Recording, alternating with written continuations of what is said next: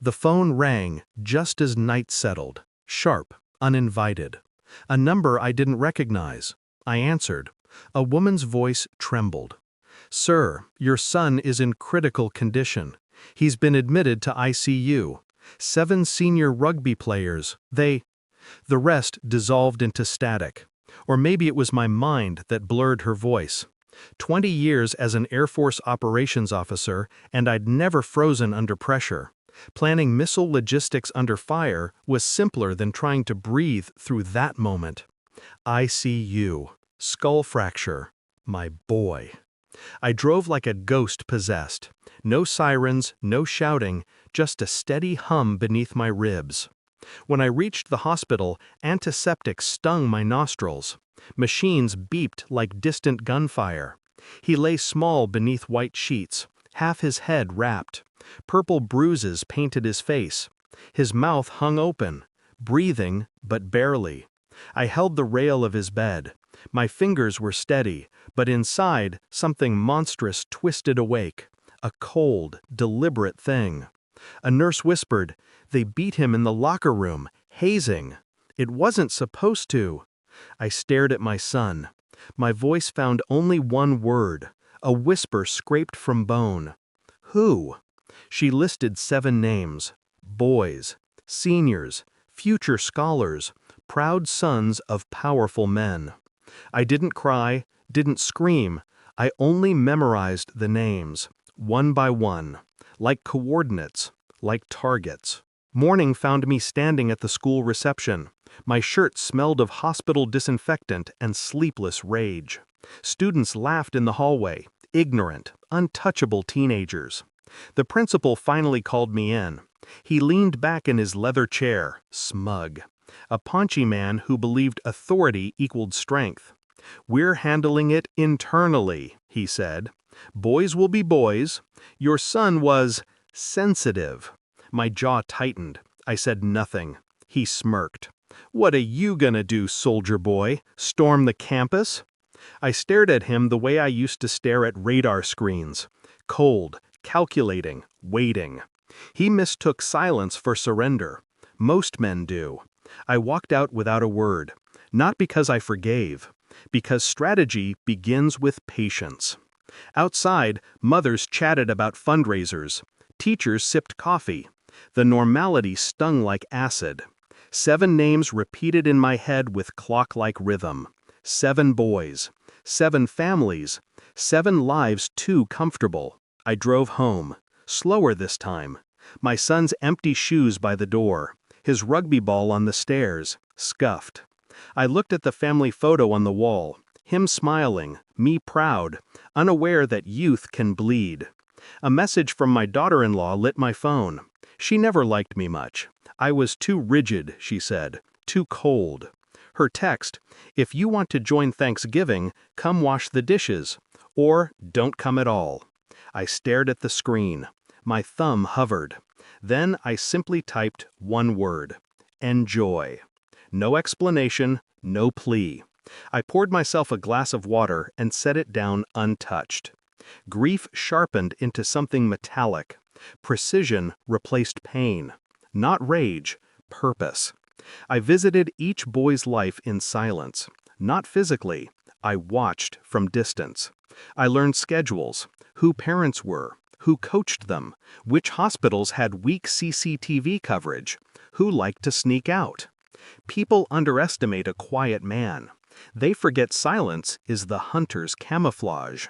The first boy sprained his ankle during late-night training. The second fell down the stadium stairs, slippery when someone oils the railing. The third and fourth crashed their bikes after a loose bolt slid free. No witnesses, no patterns, just misfortunes stacking like dominoes. I never touched them directly, never struck, just nudged fate with invisible fingers. And when 5, 6, 7 arrived at the same hospital where my son still fought to wake, parents cried in the waiting area, the same chairs I once sat in. Revenge isn't loud, it's patient, mathematical. Then something unexpected happened. My daughter-in-law called. 40 missed calls, 50, 71. A final message arrived. A voice note. Shaking. Urgent. Why didn't you tell us you live in Switzerland? The villa. God, it's beautiful. We thought you were broke. We thought, please call. Ah. The photographs I posted were enough. Sunlit balcony. Snowy Alps behind glass railings. A life she assumed I didn't deserve. A life she treated with disrespect when she believed I had nothing. Material greed. Just another form of violence. Some bruises form on pride instead of skin. She wanted access, not reconciliation. And I was done being used. I stood again in the hospital corridor, watching 7 fathers pace the floor. They carried baseball bats now, thinking fear is power, thinking violence redeems pride. They blocked my path when I turned to leave. One snarled, "Did you do this? Did you hurt our boys?" I met their rage with silence. Not denial, not threat, only a stare that said, "I know what you are. I know what you raised." The principal appeared too, sweating now, not smug. How did this happen? All 7 in 48 hours? I let them drown in their own speculation. Then I walked past them, slow, deliberate. My son's condition had improved slightly. He opened his eyes for a second, looked at me. A single tear slid from the corner of his swollen eye. Not pain, recognition, trust. He knew I was still fighting, quietly, invisibly, the way I always have. Thanksgiving came. Family gathered at my daughter-in-law's house. They expected me. Plates waited, chairs arranged. I sent a final message instead. One photo. Not of Switzerland, not wealth, not power. A picture of me sitting beside my son, alive, recovering, my hand holding his. Caption: Family is earned, not demanded. Then I blocked her number. No grand speech, no explanation. Silence cuts deeper than shouting. My son will heal, slowly, painfully. I'll teach him resilience, not revenge. Revenge is mine alone, carved into sleepless nights and quiet footsteps. The school now whispers my name like a myth. Soldier boy, ghost, hunter. The principal resigned last week. Parents pull their children from rugby. Boys limp through hallways with caution, not arrogance.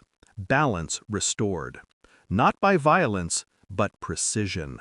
People think victory is loud, but the real power is leaving quietly, while they still feel your shadow. I kissed my son's forehead last night. He slept peacefully for the first time in weeks. I stood, picked up my coat, and walked into the cold evening. Not triumphant, not broken, just free. Some battles aren't fought with fists. They're won with silence.